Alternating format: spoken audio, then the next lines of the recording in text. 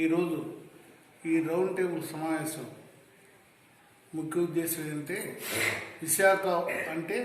విశాఖ ఉక్కు ఆంధ్రుల హక్కు అని పెద్ద నినాదంతో ఆనాడు ఈరోజు ఉన్న మన ఉపరాష్ట్రపతి వెంకయ్య నాయుడు పెద్ద హై స్టేషన్ తీసుకొచ్చి ఉక్కు ఫ్యాక్టరీని నిలబెట్టడం జరిగింది.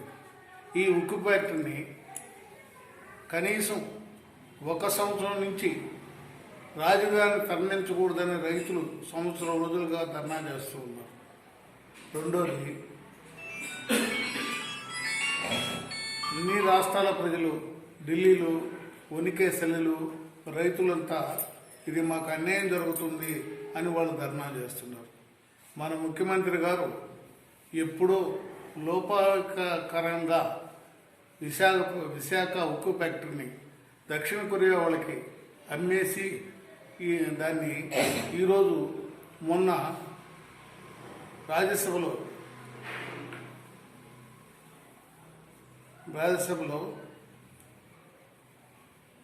ప్రశ్నిస్తే ఉక్కు మంత్రి గారు ఏమన్నారంటే, మీ ముఖ్యమంత్రి ఎప్పుడో దీనికి ఒప్పుకున్నారు కదా, ఈరోజు నువ్వు ఎందుకు రాజ్యసభలో ప్రశ్నిస్తున్నావు అని విజయసాయి రెడ్డిని ప్రశ్నించాడు. ముఖ్యంగా 1977లో శ్రీమతి ఇందిరాగాంధీ కాసు బ్రహ్మానంద రెడ్డి ముఖ్యమంత్రిగా ఉన్నప్పుడు విశాఖ ఉక్కు మీద అమృతరావు అనే ఆయన విశాఖ కలెక్టర్ ఆఫీసులో చాలా రోజులు ధర్నా చేశారు. అప్పుడు ఎమ్మెల్యేలు ఎంపీలు అందరూ రాజీనామా చేస్తే ఇందిరాగాంధీ దిగి వచ్చి 77లో దాని మీద శంకుస్థాపన చేసి ఇది చేసింది. ఈ అమృతరావు ఆ ధర్నాన్ని విరమించుకోమని ఎంతోమంది ఒత్తిడి చేసినా ఇందిరాగాంధీ అతనికి నేను ఇక్కడ ఫ్యాక్టరీ నిర్మిస్తాను అని కాగితం ఇచ్చిన తర్వాత ఆర్డర్ కాపీ మన కాసు కృష్ణారెడ్డి తీసుకొని చూపిస్తే అమృతరావు గారు విరమించుకున్నారు. ఆ విధంగా 32 మంది ప్రాణం వదిలేరు విశాఖ ఉక్కు ఫ్యాక్టరీ కోసం. కానీ ఈనాడు మన జగన్మోహన్ రెడ్డి మాత్రం పూర్తిగా దాంట్లో భాగాలు పెట్టుకొని దాన్ని వీళ్ళే కొనుక్కోవాలని ఒక స్టేట్మెంట్ ఇస్తున్నారు. కానీ వీళ్ళు ఇరువురు ఇతను లోపాధికారితనం వల్ల సెంట్రల్లో గట్టిగా మాట్లాడలేక అతను చేసినటువంటి పొరపాట్లన్నీ సరిదిద్దాలని వాళ్ళకి అమ్ముడు పోయి జగను ఈ ఫ్యాక్టరీని కూడా అమ్మేసి లేదంటే నేనే కొనుక్కుంటాను అని అంటున్నాడు. కాబట్టి మనం అందరూ ఆ రోజు ఇంతమంది ప్రాణత్యాగం చేసి ఆ ఫ్యాక్టరీని నిలబెట్టుకున్న వాళ్ళు ఈరోజు విశాఖపట్నం అంటే ఉక్కు ఫ్యాక్టరీ అని అంటున్నారు. కాబట్టి అందరూ దీని మీద ముక్త కంఠంతో ఈ రాష్ట్రంలోని ప్రజలందరూ కదిలి వచ్చి ఉక్కు ఫ్యాక్టరీ నిలబెట్టాలని కోరుకుంటూ కాంగ్రెస్ పార్టీ తరఫున నేను వినియోగించుకుంటూ సెలవు తీసుకుంటాను. అమ్మేసేదానికి ఒక నిర్ణయం అయితే కేంద్ర ప్రభుత్వం తీసుకున్నారు. ఇది కేవలం ఒక ఫ్యాక్టరీగానే కాకుండా ఆంధ్రుల ఆత్మగౌరవం పణంగా పెట్టి ఆ రోజుల్లో దీన్ని సాధించుకున్నారు. అటువంటి దాన్ని ఈరోజు అమ్మేసేదానికి, అది కూడా మేక్ ఇన్ ఇండియా అని నినాదం ఇచ్చినటువంటి నరేంద్ర మోడీ గారు కొరియా కంపెనీ అయినటువంటి పోస్కోకి అమ్మేసేదానికి దాదాపుగా సిద్ధపడిపోయినట్టు మనకు సమాచారం ఉంది. ఇది ఆంధ్రుల ఆత్మగౌరవాన్ని దెబ్బతీసేటువంటి చర్యగా ఆంధ్రాలో ఉండేటువంటి అందరూ కూడా భావిస్తూ ఉన్నారు. పోరాటం ద్వారానే దీన్ని సాధించుకున్నాం కాబట్టి పోరాటం ద్వారానే దీన్ని నిలుపుకోవాల్సినటువంటి అవసరం కూడా మనకుంది. దాదాపుగా ఆ రోజుల్లో 52 మంది ఈ పోరాటంలో అమరవీరులైనారు. టి అమృతరావు అనేటువంటి ఆయన పోలీసు కాల్పుల్లో చనిపోయినాడు. నవరత్నాల్లో ఒకటిగా డిక్లేర్ చేసినటువంటి ఈ వైజాగ్ స్టీల్ ప్లాంటు దాదాపుగా ఇది ఆఖరి రత్నం ఏమో నాకైతే తెలియదు, కానీ మొత్తం ఒక్కోటి కేంద్ర ప్రభుత్వం అమ్మేస్తూ ఉంది. నరేంద్ర మోడీ 7 సంవత్సరాల క్రితం అధికారంలోకి వచ్చిన తర్వాత ప్రభుత్వ వ్యవస్థలు నిర్వీర్యం అయిపోతున్నాయి. అట్లాగే ప్రభుత్వ రంగ సంస్థలన్నీ ఒక్కొక్కటిగా అమ్మేస్తా ఉన్నారు. ఆర్బీఐ నిర్వీర్యమైపోయింది. సిబిఐ కానీ, ఈడీ కానీ, న్యాయ వ్యవస్థ కానీ ఈ మొత్తం నిర్వీర్యమైపోయిన సంఘటనలు మనం చూస్తా ఉన్నాం. అదేవిధంగా నవరత్నాలైనటువంటి బిహెచ్ఈఎల్, ఈసీఐఎల్, ఐఓసి, బిఈఎల్ ఈ మొత్తం అమ్మేశారు దాదాపుగా. అట్లాగే భారతదేశంలో ఉన్నటువంటి మేజర్ పరిశ్రమలు మొత్తం అమ్మకానికి పెట్టేశారు, అమ్మేశారు.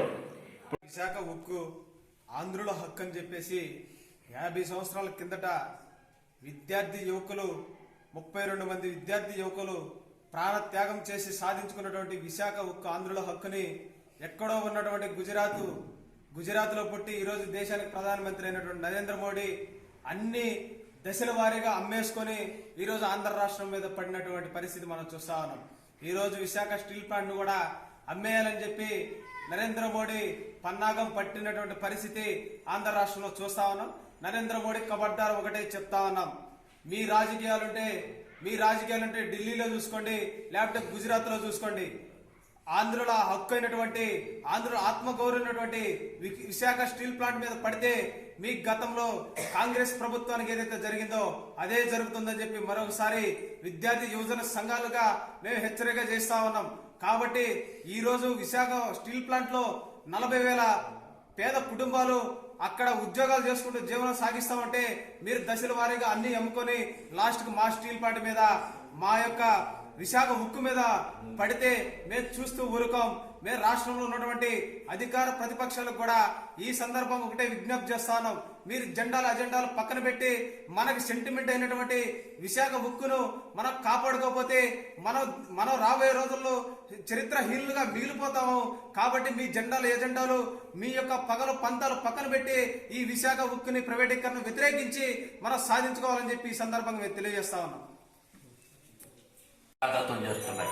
మనం అన్నీ చూస్తూనే ఉన్నాం. మరి ఈ బీజేపీ పరిపాలన మొదలైనప్పటి నుంచి కూడా ఇలాగే పావులు కదుపుతూ, అదేవిధంగా ఈరోజు రైల్వేల పరిస్థితి అదేవిధంగా ఉంది. బిఎస్ఎన్ఎల్ పరిస్థితి అందరికీ తెలిసిన విషయమే. అదేవిధంగా మన ఎల్ఐసి ఇప్పుడు విశాఖ ఉక్కు ప్రైవేటు పాలన చేయడానికి కారణం ప్రముఖంగా చూపిస్తున్నది ఏంటంటే విశాఖ ఉక్కు నష్టంలో వస్తుందని చెప్పేసి. మరి ఎల్ఐసిలో నష్టాలు లేవు కదా, మరి ఎల్ఐసిని ఎందుకు తారాదత్తం చేశారు మీరు? దానికి సమాధానాలే ఉండవు. ప్రతిదీ ఏంటంటే మీడియా ముందు కనిపించడం, ప్రజలందరికీ ఏదో ప్రజల కోసమే వాళ్ళు ఉన్నట్టుగా, ప్రజల కోసమే వాళ్ళ ప్రాణాలు నిలబెట్టుకున్నట్టుగా మాట్లాడటం అనేది చాలా దారుణం. ఆ రోజుల్లో మేము పసిపిల్లలు అప్పుడు ఆ విశాఖ హక్కు, ఆంధ్ర హక్కు అన్న నినాదం ఈ రోజు కూడా మా చెవుల్లో మారుమోగుతుంది. ఆ రోజు దాదాపు 32 మంది వాళ్ళ ప్రాణాలు అర్పించి మనకు విశాఖ ఉక్కుని ఆంధ్ర హక్కుగా చేస్తే, ఈరోజు మన పాలకులందరూ కలిసి ఆ విశాఖ ఉక్కుని ప్రైవేటు పరంగా దారాదత్తం చేయడం, అదేవిధంగా 2.5 లక్షల కోట్ల రూపాయల ఆ ఉక్కు ఫ్యాక్టరీని కేవలం కొన్ని వేల కోట్లకే అమ్మజూపడం అనేది చాలా దారుణం. ఈ విషయాన్ని భారతదేశ ప్రజలందరూ, అదేవిధంగా ముఖ్యంగా మన ఆంధ్ర ప్రజలందరూ కలిసి ఏకకంఠంతో ఖండించాల్సిన అవసరం ఎంతోనైనా ఉందనేనని, ఈ విషయం పైన యువజనులు విద్యార్థులు యువత అందరూ కలిసి ఒక్క తాటి మీద నడిచి పోరాడవలసిన అవసరం ఎంతో ఉందని చెప్పేసి విజ్ఞప్తి చేసుకుంటూ ఇన్సాఫ్ కమిటీ తరఫున నేను ఈ సమావేశానికి హాజరయ్యి అఖిలపక్షం సమావేశంలో హాజరైన పెద్దలందరికీ, పిల్లలందరికీ ధన్యవాదాలు తెలుపుకుంటున్నాను. Thank you. ఎస్ఎఫ్ఐలో పనిచేసేటప్పుడే కామ్రేడ్ జనార్దన్ రెడ్డి గారు దీని గురించి చాలా విషయాలు ఆ రోజుల్లోనే వివరించాడు. ఎందుకంటే ఈ తెలంగాణ పోరాటం దానికి సమానంగా ఆంధ్రాలో ఒక పెద్ద ఉద్యమం జరిగింది. ఆ ఉద్యమం రూపురేఖలే ఆంధ్రప్రదేశ్ మార్చేసింది అనేది మన పెద్దలు చెప్పారు. ఈ విధంగా విశాఖకు ఆంధ్ర హక్కు అని ఆ రోజు ఉత్తరపల్లి సుందరయ్య గారు, తేనేటి విశ్వనాథం గారు అగ్రనాయకత్వం, కమ్యూనిస్ట్ పార్టీ అగ్రనాయకత్వమే నడిచింది. ముందు కమ్యూనిస్ట్ పార్టీ నాయకులే ఆ రోజు ఎక్కువ జైలుకి పోవడం కానీ, ఉద్యమాల్ని తెలంగాణ ప్రాంతంలో అది కోస్తా బెల్ట్, అది ఆ శ్రీకాకుళం, విజయనగరం, విశాఖపట్నం ఈ ప్రాంతాల్లో ఆ రోజు కమ్యూనిస్టులు బలంగా ఉన్నారు. అందుకని ఈ ఉద్యమాలు దీర్ఘకాలంగా ఒక కాంగ్రెస్ గవర్నమెంట్ చేయకపోయినా విశాఖకు, ఆంధ్రాలకు అనే నినాదం అందుకుని మన కమ్యూనిస్ట్ పార్టీ నాయకులు, ఆ రోజు కాంగ్రెస్ పార్టీ అధికారంలో ఉంది కాబట్టి ప్రతిపక్షంగా మనం ఉన్నాం. ఈ రోజుకు వచ్చే లోపల పరిస్థితి ఎట్లా వచ్చిందంటే, మనం ఏదైతే పోరాటం చేసి నిలబెట్టుకున్నామో అవన్నీ ఈరోజు ఒక్కోటి జై భారత్ మాత అని చెప్పి వచ్చిన ఆర్ఎస్ఎస్ నాయకులు మొత్తం పెట్టుబడిదారులకి దారాదత్తం చేసే పరిస్థితికి వచ్చారు. ఏమి మిగిలినట్టుగా లేవు. ఎందుకంటే నాకు సార్ చెప్పారు, మొత్తం అన్నీ ఇచ్చేశారు. ఇప్పుడు ఫస్ట్ వీళ్ళు గవర్నమెంట్కి వచ్చినప్పుడే రైల్వేలకి స్వాతంత్రం వచ్చినప్పటి నుంచి 2 బడ్జెట్లు పెట్టారు. రైల్వేల బడ్జెట్ అని, అట్నే మామూలు బడ్జెట్ అని ఒక కేంద్ర బడ్జెట్లు పెట్టేవాళ్ళు. అది బీజేపీ అధికారంలోకి వస్తేనే రైల్వే బడ్జెట్ కూడా కలుపుకొని ఒక బడ్జెట్ చాలని చెప్పి వచ్చింది. ఆ రోజు అనుకున్నాం దీనికి మూలాలు రైల్వేలు కూడా పడ్డాయి, ప్రైవేట్ రంగం అని అనుకున్నాం.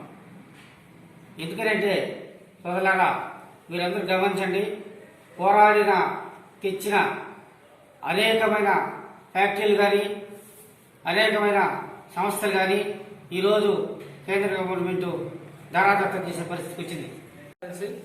ఈరోజు ఏదైతే దేశవ్యాప్తంగా నరేంద్ర మోడీ బడ్జెట్ సమావేశంలో కీలకంగా చెప్పినటువంటి అంశం ఏంటంటే, ఈ ఆంధ్రప్రదేశ్ రాష్ట్రంలో కీలకంగా ఈరోజు విశాఖ స్టీల్ ప్లాంట్ సంబంధించి ఫస్ట్ నుంచి కూడా ఈరోజు విశాఖకు ఆంధ్రుల హక్కు అనేటువంటి నినాదం తీసుకొని వందలాది మంది అక్కడున్నటువంటి మొత్తం కార్మిక యంత్రాంగం మొత్తం కూడా గతం నుంచి కూడా అనేక పోరాటాలు చేసి సాధించుకున్నటువంటి రైతాంగ పోరాటం చేసినటువంటి శ్రామికులు ఈరోజు దాని పోరాటం నిలబెట్టుకున్నారు. కానీ ఈరోజు ఈ ప్రభుత్వం, దేశంలో ఉన్నటువంటి నరేంద్ర మోడీ ప్రభుత్వం ఉన్నటువంటి ఈరోజు కార్పొరేట్ చేతులకి, అదాని అంబానీ చేతుల్లోకి ఈరోజు తీసుకెళ్తా ఉంది. దానికి వ్యతిరేకంగా ఈరోజు మొత్తం రాష్ట్ర వ్యాప్తంగా అన్ని పార్టీలతో పాటు ఎస్ఎఫ్ఐ అని అదేవిధంగా మొత్తం ప్రజా సంఘాలు అందరూ కూడా ఈరోజు దీన్ని వ్యతిరేకిస్తున్నాం. ఇప్పటికైనా ఈ నరేంద్ర మోడీ ఈ యొక్క స్టీల్ ప్లాంట్ సంబంధించి, విశాఖ సంబంధించి వెంటనే ఆ నిర్ణయాన్ని వెనక్కి తీసుకోవాలని చెప్పి మేము కోరుతా ఉన్నాం. దాంతో పాటుగా ఈరోజు దేశంలో సుమారు ఇప్పటికీ 67 రోజుల నుంచి దేశవ్యాప్తంగా రైతాంగం ఈరోజు 7 డిగ్రీల చలిలో కూడా లెక్క చేయకుండా ఈరోజు రైతాంగం మొత్తం కూడా రోడ్ల మీద కూర్చొని 60 లక్షల మంది ఈరోజు రోడ్డు మీద కూర్చోంటే కనీసం సిగ్గుంటే ఇప్పటి వరకు కూడా ఆ రైతాంగాన్ని సమస్యల గురించి నువ్వు పట్టించుకోవాలి. కానీ ఇప్పటికీ ఆ రైతాంగం ఏమైపోయినా మాకు పర్వాలేదు అని చెప్పి నిమ్మక నీరెత్తినట్టుగా ఈ రోజు పార్లమెంట్ లో వ్యవహరిస్తా ఉన్నారు. దాంతో పాటుగా కొత్తగా తీసుకొచ్చినటువంటి ఈ యొక్క విశాఖ స్టీల్ ప్లాంట్ సంబంధించి కూడా మేము పూర్తిగా వ్యతిరేకిస్తున్నాం. ఇప్పటికైనా ఈ నరేంద్ర మోడీ ప్రభుత్వం దేశంలో రైతాంగానికి ఫస్ట్ ప్రాధాన్యత ఇస్తూ ఆ రైతాంగ చట్టాలను రద్దు చేయాలి. దాంతో పాటు విశాఖ హక్కు, ఆంధ్రుల హక్కు సంబంధించి ఈ ఆంధ్ర ప్రజలు మొత్తం కూడా నువ్వు తీసుకొచ్చేటువంటి దొంగ నిర్ణయాలకి వ్యతిరేకంగా తిప్పికొడతామని చెప్పి ఈ సందర్భంగా ఈ అఖిల పక్షంగా ఈ పార్టీలు సంబంధించి మేము వ్యతిరేకిస్తున్నాం.